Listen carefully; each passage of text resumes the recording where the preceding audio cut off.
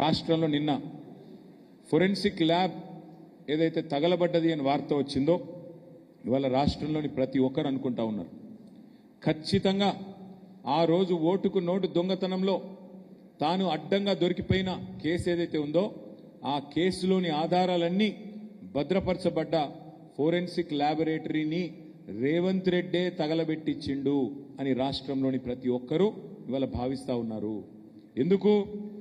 ఎందుకంటే ఒక నేరస్తుడే ఇవాళ ముఖ్యమంత్రి అయినాడు. మరి ఆ నేరస్తుడు సహజంగా ఆయననే హోంమంత్రి. ఆ హోంమంత్రి కిందనే ఉండేది పోలీసు వాళ్ళు. ఈ ఫోరెన్సిక్ ల్యాబ్ ఇవన్నీ కూడా ఆయన కిందకే వస్తాయి.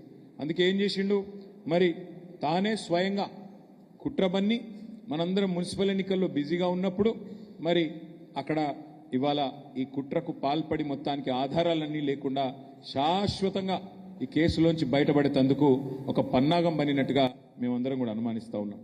నిన్న జరిగింది ప్రమాదం కాదు, నిన్న జరిగింది అగ్ని ప్రమాదం కానే కాదు, అనుకోకుండా జరిగింది అంతకంటే కాదు, ప్రకృతి వైపరీత్యం కాదు. ఆ మధ్యకాలంలో అల్లు అర్జున్ గారిది ఒక సినిమా వచ్చింది జులై అని. ఆ సినిమాలో బ్రహ్మానందం గారు ఉంటారు.